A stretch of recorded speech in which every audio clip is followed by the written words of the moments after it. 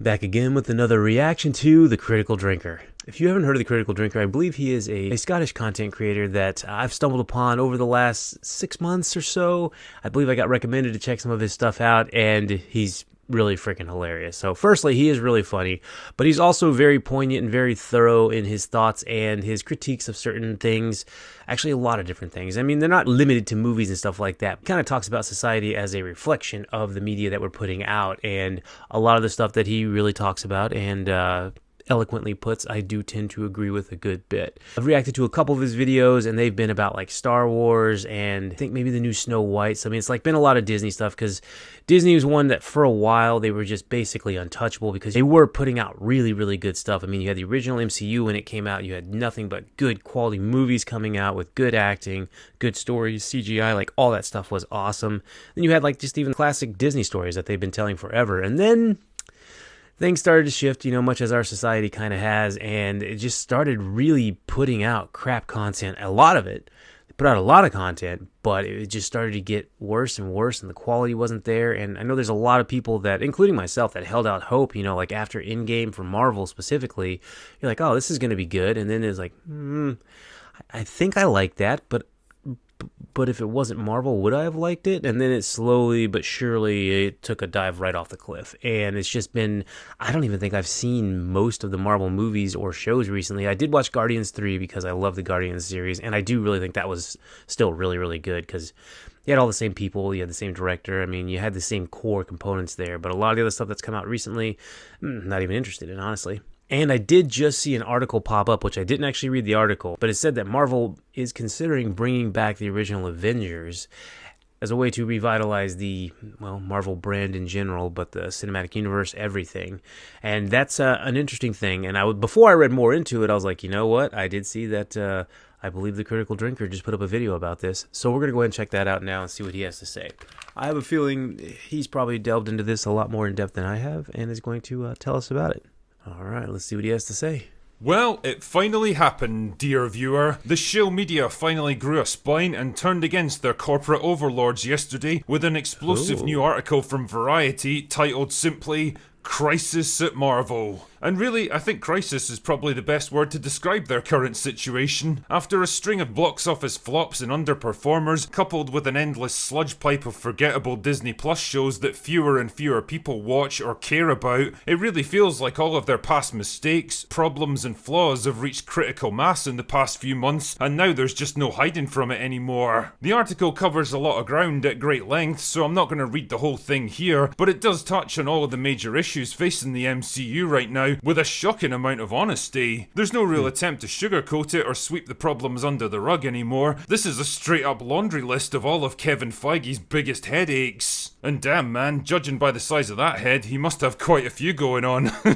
Headache number 1 is Kang, specifically the actor playing him. As the article itself says, the most pressing issue to be discussed at the retreat was what to do about Jonathan Majors, the actor that's been poised to carry the next phase of the Marvel Cinematic Universe, but instead is headed to a high-profile trial in New York later this month on domestic violence charges. The actor insists that he's the victim, but the damage to his reputation and the chance he could lose the case has forced Marvel to reconsider its plans to centre the next phase of its interlocking slate of sequels, spin-offs and series around Major's villainous character, Kang the Conqueror. The thing the author doesn't seem to understand, though, is that it honestly doesn't matter what happens to Jonathan Majors. I don't care about Whether Kang. he's found guilty or innocent isn't going to change the fact that Kang is a fundamentally shit villain, both in concept and execution, and Marvel completely fumbled his introduction anyway. The first time he showed up was in a Disney Plus show that not many people watched or cared about. He was killed off after a single episode, and then he got his ass kicked by Ant-Man of all people in his first movie. The fact that there's an infinite number of him out there in the multiverse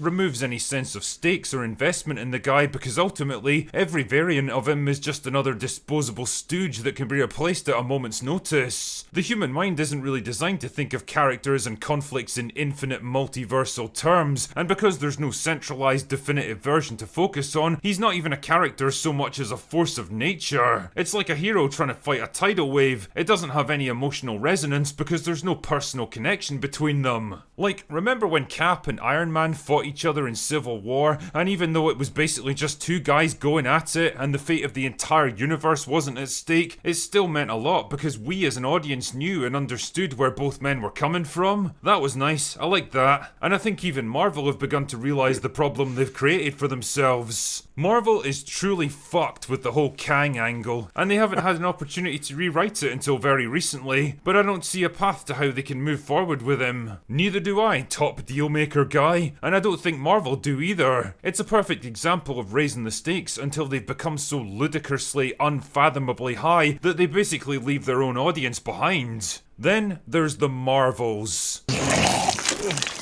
I mean, shit, man, you don't need me or Variety to tell you how this one's shaping up. It's a movie about a bunch of characters nobody cares about, played by a bunch of actresses nobody particularly likes, doing a thing nobody understands, while fighting a villain that nobody's ever heard of. Not exactly a winning formula. Directed by Nia DaCosta, The Marvels unites Larson's heroine with two superpowered allies, Monica Rambeau and Kamala Khan. But instead of seamlessly building on the success of Captain Marvel, this movie resulted in 4 weeks of reshoots to bring coherence to a tangled storyline. Then eyebrows were raised again when DaCosta began working on another film while The Marvels was still in post-production. The filmmaker moved to London earlier this year to begin prepping for her Tessa Thompson drama, Hedda. Sounds like a fucking blast. If you're directing a $250 million movie, it's kinda weird for the director to leave with a few months to go. Even the most committed Marvel shills seem to be mysteriously silent on this one. It's like they know what's coming. It's afraid! Another problem of their own making is content oversaturation and the corresponding decline in quality. It really began to bite during the pandemic when they started churning out shows onto Disney Plus and never really let up. The constant pace of development on so many different projects at the same time spread their talent and resources too thin, and well, the result was obvious. Almost everything looks and feels rushed, unfinished and shit now because, basically, it is. The so-called bad VFX we see was because of half-baked scripts. That's not Victoria, that's Kevin, and even above Kevin. Those issues should be addressed in pre-production. The timeline's not allowing the Marvel executives to sit with the material. The Marvel machine was pumping out a lot of content. Did it get to the point where there was just too much and they were burning out people on superheroes? It's possible. The more you do, the tougher it is to maintain quality. Damn, the article even mentions the disastrous Blade movie, a project that's now gone through at least 5 different writers, 2 directors, and ended up being shut down completely just 6 weeks before production was due to start. One person familiar with the script permutations says the story at one point morphed into a narrative led by women and filled with life lessons. Blade was relegated to the 4th leads. Oh my goodness, imagine my shock that a Marvel movie with a male lead would push him into the background in favour of a female-centric story that preaches moral lessons to the audience. Put a chick in it, make her gay! I believe I asked you to put a chick in this and make her gay. Put a chick in it and make it fucking gay as fuck. You know, it's actually kind of funny to see mainstream outlets finally wake up to this shit. Yeah, people like me have been saying this for years now, and their points are so in line with my own, it almost makes you wonder if they've been taking a few notes, but whatever. Better late than never, I guess. I think even Marvel are starting to grasp the full magnitude of the disaster they've created themselves, and now they're scrambling to fix it. I mean, it's probably too little too late, but at least they're trying. The troubled Blade movie now has a whole new writing team and a vastly reduced budget, which is probably for the best. The days of billion-dollar box office hauls are long behind you, and they ain't coming back. Daredevil was scrapped halfway through filming because it was so shit that even Marvel weren't prepared to release it, and this is coming from the company that thought She-Hulk was good enough for public consumption. You know I'm the hottest, you ain't never gotta hit me if I'm There's even rumours that shows like Ironheart might be on the chopping block, because really, who exactly wants or needs to see a cheap derivative knockoff of the most popular hero in the entire MCU? Speaking of which, the article leaves the best for last with this little revelation about their upcoming plans. You know how I made a video recently about modern movies being shit because nobody can ever stay dead? Well, sources say there's been talks to bring back the original gang for an Avengers movie. This would include reviving Robert Downey Jr.'s Iron Man and Scarlett Johansson's Black Widow, both of whom were killed off in Endgame.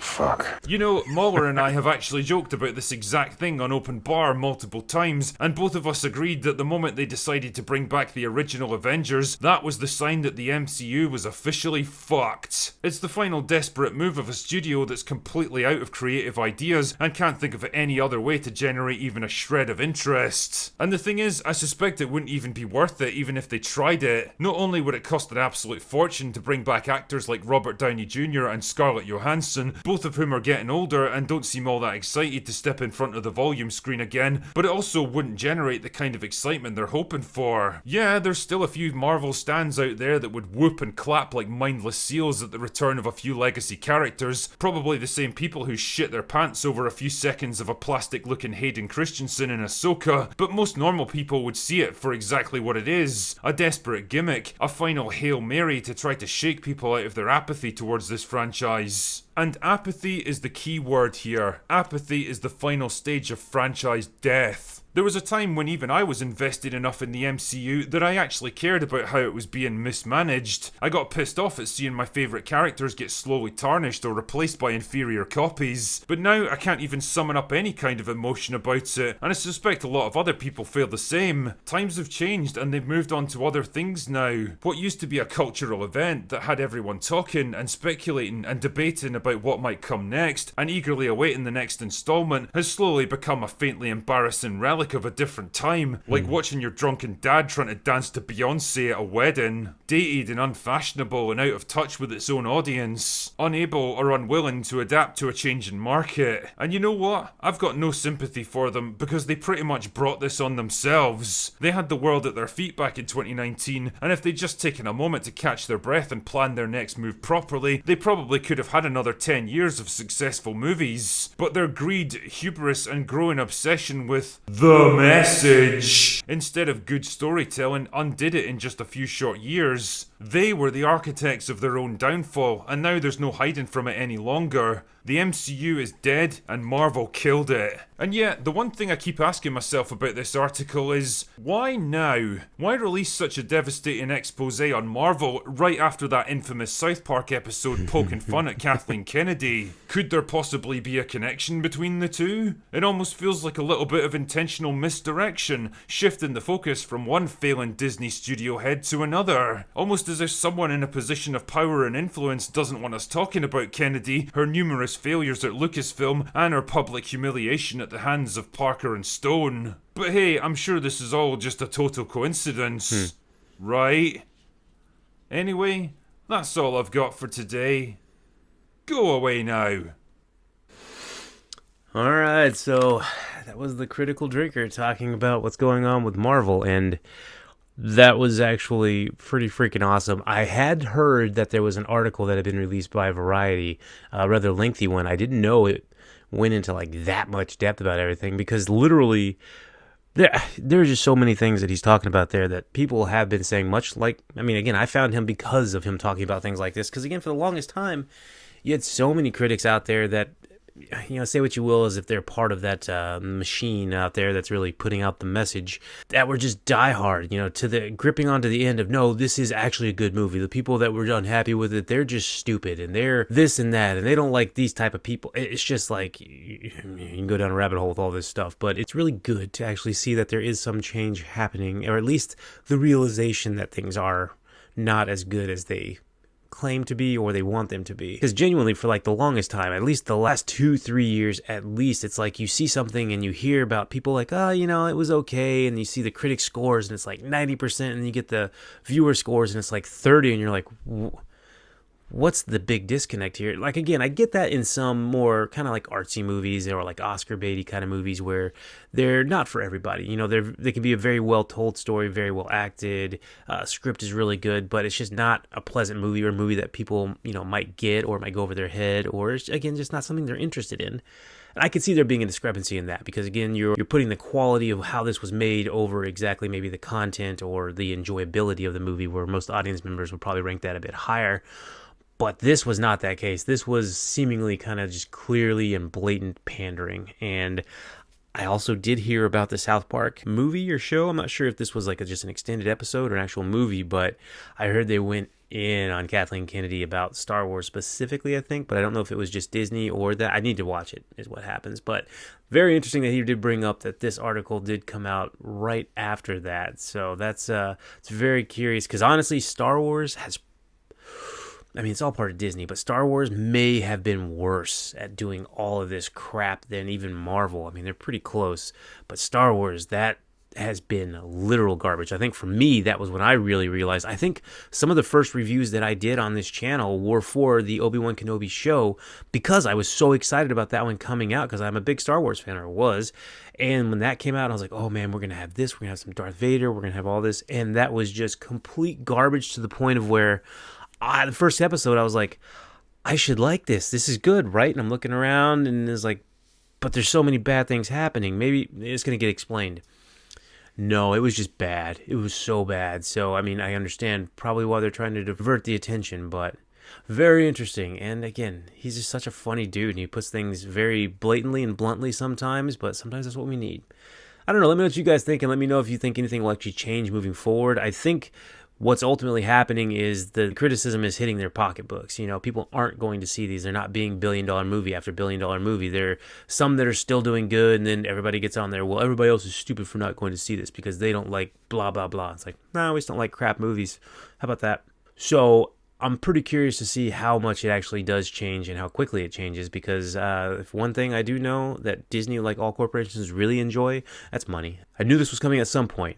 I just hoped it was going to be a little bit sooner than this, but hey, we're getting some change, which is good. And ipso facto, we still have a bunch of Godzilla stuff coming out, so I'm excited. Let me know what you guys think in the comment section. Don't forget, like, share, subscribe. Go hit that subscribe button if you would. That'd be fantastic. And as always, you're awesome. Peace out.